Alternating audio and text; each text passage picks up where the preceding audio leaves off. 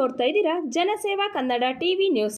12/7/2024 ಮಂಡ್ಯ ಜಿಲ್ಲೆ ಕೇರ್ಪೇಟೆ ತಾಲೂಕು ಕಿಕ್ಕೇರಿ ಹೋಬಳಿ ಮಾದಾಪುರ ಗ್ರಾಮದ 70 ವರ್ಷದ ನಾಗಮ್ಮ ಎಂಬ ವೃದ್ಧೆಯನ್ನು ಎತ್ತ ಮಗ ಹೊರಹಾಕಿ ಅವಾಚ್ಯ ಶಬ್ದಗಳಿಂದ ನಿಂದಿಸಿ ತಾಯಿ ಬದುಕಿರುವಾಗಲೇ ತಾಯಿ ಸತ್ತಿದ್ದಾಳೆಂದು ಪೋತಿ ಖಾತೆಯನ್ನು ಸುಳ್ಳು ದಾಖಲೆ ಸೃಷ್ಟಿ ಮಾಡಿಕೊಂಡಿರುತ್ತಾನೆ. ಮಹಿಳಾ ಅಧ್ಯಕ್ಷರಾದ ರಜನಿರಾಜ್ ಅವರಿಗೆ ದೂರನ್ನು ನೀಡಲಾಗಿದೆ.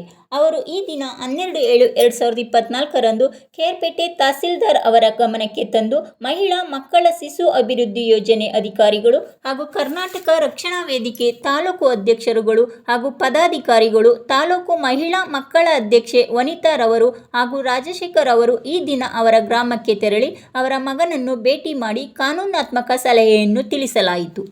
ನನ್ನನ್ನು ಸೇರಿಸಿದ್ದಾರೆ. ಅವ್ರಿಗೆ 101 ಧನ್ಯವಾದಗಳು. ಅವ್ರಿಗೆ ಏನು ಹೇಳಬೇಕು ಅಂತಲೇ ನನಗೆ ಅರ್ಥ ಆಯ್ತಾ ಇಲ್ಲ. ನಮಗೆ ಧೈರ್ಯ ತುಂಬಿದ್ರು. ಅಮ್ಮ, ನೀನು ಕಾರನ್ನು ಟ್ಯಾಕ್ಸಿ ಬಾಡಿಗೆ ಇಲ್ಲಮ್ಮ, ನನ್ನ ತಗೊಂಡೋಗ್ಬಿಡು, ನೀನೊಂದು ಹ್ಯಾಂಡಿಕ್ಯಾಪು, ದೊಡ್ಡೂರಾಗದೆ, ಯಾರಾದರೂ ತೆಗ್ದಾಕ್ತಾರೆ ಅಂತ ಹೇಳಿದ್ರು. ಅಮ್ಮ 3 ದಿವಸದಿಂದ ತುಂಬ ಹಿಂಸೆ ಕೊಟ್ಟರು. ಒಳ್ಳೇದು ಮಾಡಿದ್ದಾರೆ. ನನಗೆ ತಂದೆ ಇಲ್ಲ, ಅಣ್ಣ ತಮ್ಮಿಂದ್ರ ಆಶ್ರಯ ಇಲ್ಲ. ಇವಳೊಬ್ಬಳು ಪೆದ್ದ ತಾಯಿ, ನಾನೊಬ್ಳು ಅಂಗವಿಕಲು. ನನಗೆ ನ್ಯಾಯ ದೊರಕಿಸ್ಕೊಟ್ರು. ನಮ್ಮ ರಜನಿ ಮೇಡಮ್ ಅವರ ನಮಸ್ಕಾರ.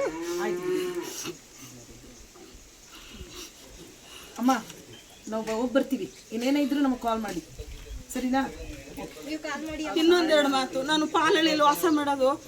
ನಮ್ಮ ತಮ್ಮದಿರ ಕಷ್ಟ ಸುಖಕ್ಕೆ ನೋಡಿ ಅಧ್ಯಕ್ಷರಾದಂಥ ನಾನು ಇರೋ ಜಾಗದಲ್ಲಿ ನಾನೊಬ್ಳು ಅಂಗವಿಕಲು. ನನಗೆ ತರಕಾರಿ ವ್ಯಾಪಾರಕ್ಕೆ, ನನ್ನ ಕಷ್ಟ ಸುಖಕ್ಕೆ, ನನ್ನ ತಮ್ಮನಿಗೆ ಮಣ್ಣು ಖರ್ಚು ಎಲ್ಲನೂ ಉತ್ತರ ಕ್ರಿಯಾದಿ ಮಾಡೋಕ್ಕೂ ಸಹಿವಾಗಿ ಅವರು ನಮಗೆ ದುಡ್ಡು ಎಲ್ಲ ಸಹಕಾರ ಕೊಟ್ಟಿದ್ದಾರೆ. ನನಗೆ ತುಂಬ ಗೌರ್ಮೆಂಟು ಹ್ಯಾಂಡಿಕ್ಯಾಪ್ ಅಂತ ತುಂಬ ಸಹಕಾರ ಕೊಟ್ಟಿದ್ದಾರೆ. ಅದೇ ನನ್ನ ಜೊತೆಲಿ ಹುಟ್ಟಿರೋರು ಸಹಕಾರ ಕೊಟ್ಟಿಲ್ಲ. ಒಂದು ಕಾಲ ಐತೆ, ಇನ್ನೊಂದು ಕಾಲ ಮುರಿದಾಕ್ತೀನಿ ಅಂತಾರೆ.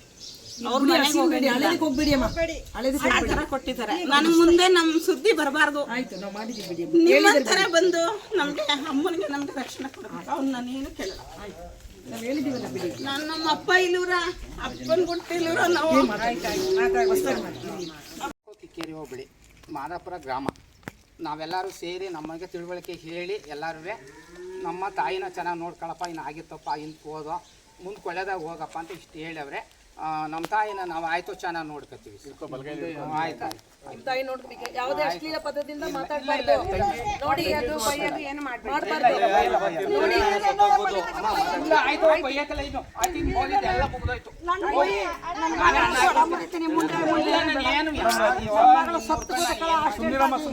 ನನ್ನ ಮಗಳ ಮುಂದೆ ಹೇಳ್ಬೇಡ.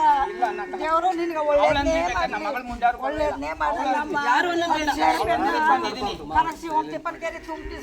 ಯಶಸ್ವಾಗಿದ್ದಾಗ ಒಂದು 10 ನಿಮಿಷ ನಾವು ಕರೆಸಿ ವಿಚಾರ ಮಾಡಿ ಇಬ್ಬರಿಗೂ ಮುಚ್ಚಳಿಕೆ ಮಾಡಿ ನಾನು ಕಳಿಸ್ಬಿಟ್ಟಿದ್ದೆ. ಬಟ್ ಆ ರೀತಿ ಪುನಃ ಆದರೆ 112 ಫೋನ್ ಮಾಡಿ ಅಂತಲೂ ಹೇಳಿದೆ ನಾನು. ಇನ್ನು ತುಂಬ ಸಪೋರ್ಟ್ ಮಾಡಿದ್ರು ಅಂತ ಹೇಳಿದರು. ಕರೆಸಿ ವಿಚಾರಣೆ ಮಾಡಿ ಕಾನೂನು ಹೋಗಿ ಸಪೋರ್ಟ್ ಮಾಡಿದಿರಿ ಅಂತ ಹೇಳಿದ್ರು. ನನಗೂ ಕೂಡ ನೀವು ನೆನ್ನೆ ಸಂಪರ್ಕಕ್ಕೆ ಬಂದಾಗ ಖಂಡಿತ ಮೇಡಮ್ ನ್ಯಾಯ ಕೊಡುವ ಅಂತ ಹೇಳಿದ್ರಿ.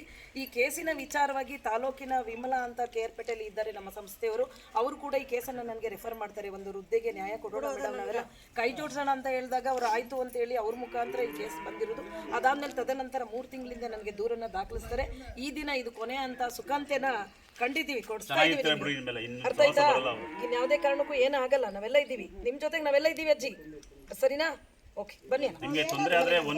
ನಮ್ಮ ತಾಲೂಕಿನ ವಿವಿಧ ಸಂಘಟನೆಗಳ ಅಧ್ಯಕ್ಷರು, ಸದಸ್ಯರು ಮತ್ತು ನಮ್ಮ ತಾಲೂಕಿನ ಮಹಿಳಾ ಮತ್ತು ಮಕ್ಕಳ ಅಭಿವೃದ್ಧಿ ಇಲಾಖೆಯ ಸೂಪರ್ವೈಸರ್ ಮೇಡಮ್ ಅವರು ಮತ್ತು ಇನ್ನಿತರ ಸಾರ್ವಜನಿಕ ಸಂಸ್ಥೆಗಳು ಈ ಒಂದು ಗ್ರಾಮದಲ್ಲಿ ಮಾದಾಪುರ ಗ್ರಾಮ ಅಂದರೆ ಕೇರ್ಪೇಟೆ, ಮಂಡ್ಯ ಜಿಲ್ಲೆ ಕೇರ್ಪೇಟೆ ತಾಲೂಕು ಮಾದಾಪುರ ಪಂಚಾಯಿತಿ ವ್ಯಾಪ್ತಿಯ ಮಾದಾಪುರ ಗ್ರಾಮದಲ್ಲಿ ಒಂದು ಪ್ರಕರಣ ಆಗಿದೆ. ಅದಕ್ಕೆ ಸಂಬಂಧಪಟ್ಟಂತೆ ಹೇಳೋದಾದರೆ ಈ ಪ್ರಕರಣ ಹಿಂದಿನಿಂದಲೂ ಹಲವಾರು ಬಾರಿ ಮರುಕಳಿಸಿದೆ. ಅದೇನಪ್ಪ ಅಂತಂದರೆ ಮಗನೇ ತಾಯಿಯನ್ನು ಸರಿಯಾಗಿ ನೋಡ್ಕೊತಾ ಇಲ್ಲ ಅನ್ನೋ ಒಂದು ವಿಷಯಕ್ಕೆ ಸಂಬಂಧಪಟ್ಟಂತೆ ಆಗ ನಡೆದಿರ್ತಕ್ಕಂಥ ಘಟನೆ. ಈ ವಿಷಯಕ್ಕೆ ಸಂಬಂಧಪಟ್ಟಂತೆ ತಾಯಿ ಮತ್ತು ಮಗಳು 100 ಅಂದರೆ 100ಗೆ ಫೋನ್ ಮಾಡಿ ಪ್ರಕರಣ ದಾಖಲಿಸಿ ಆ ವಿಷಯ ನಮ್ಮ ಮಹಿಳಾ ಮತ್ತು ಮಕ್ಕಳ ಆಯೋಗದ ಅಧ್ಯಕ್ಷರ ಗಮನಕ್ಕೆ ಬಂದು ಇವತ್ತೊಂದು ದಿನ ನಾವೆಲ್ಲ ಸೇರಿಕೊಂಡು ಇವತ್ತು ಇವ್ರ ನಡುವೆ ನಡೆದಂತಕ್ಕಂಥ ವಿಷಯಗಳು ಏನೇನು ಅಂತ ಚರ್ಚಿಸಲಾಗಿ ಕಂಡುಬಂದ ವಿಷಯ ಏನಪ್ಪ ಅಂತಂದರೆ, ಮಗ ಪ್ರತಿದಿನ ಸಂಬಂಧಪಟ್ಟಂಥ ಸಂದರ್ಭದಲ್ಲೆಲ್ಲ ಹೊಡೆಯೋದು, ಬೈಯೋದು, ನಿಲ್ಲಿಸೋದು ಮಾಡ್ತಾಯಿರ್ತಾರೆ.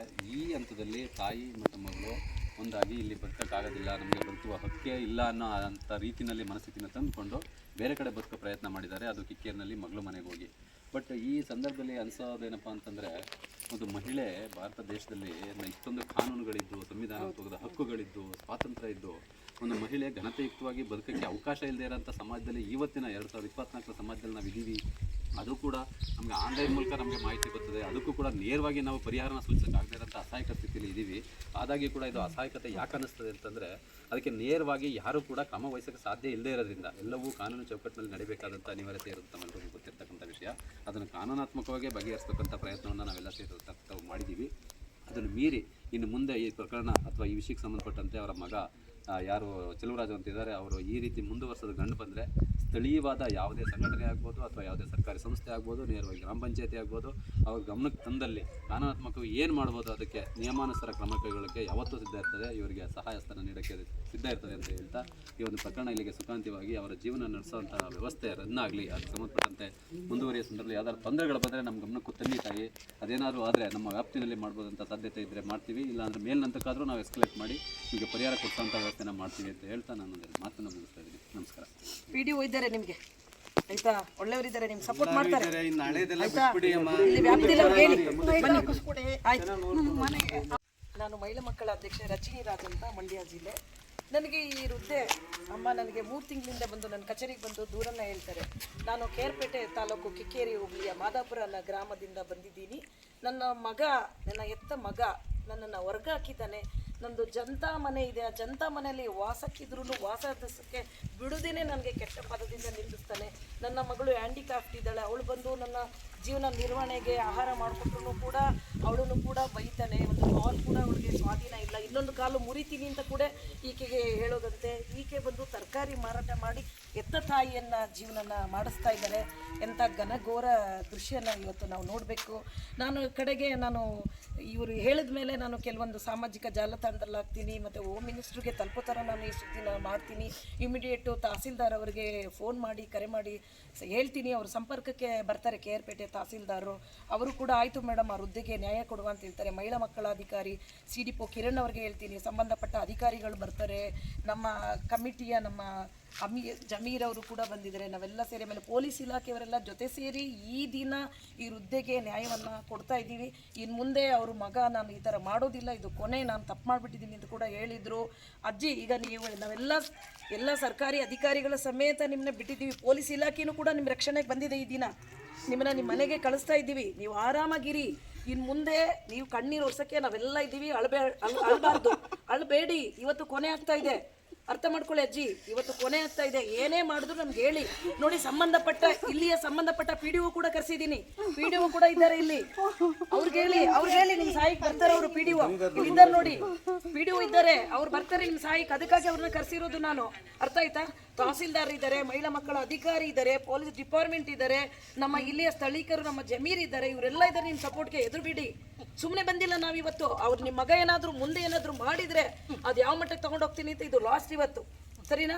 ಹೋಗಿ ಅಳ್ಬೇಡಿ, ಹೋಗಿ ಅಜ್ಜಿ. ನಾವೆಲ್ಲ ಸಬ್ಸ್ಕ್ರೈಬ್ ಬಟನ್ ಮೇಲೆ ಕ್ಲಿಕ್ ಮಾಡಿ ಹಾಗೂ ನಮ್ಮ ಹೊಸ ವಿಡಿಯೋ ನೋಟಿಫಿಕೇಷನ್ಗೋಸ್ಕರ ಪಕ್ಕದಲ್ಲಿ ಕಾಣುವ ಬೆಲ್ ಬಟನ್ ಮೇಲೆ ಕ್ಲಿಕ್ ಮಾಡಿ ಹಾಗೂ ಲೈಕ್ ಮಾಡಿ, ಶೇರ್ ಮಾಡಿ, ಕಮೆಂಟ್ ಮಾಡಿ.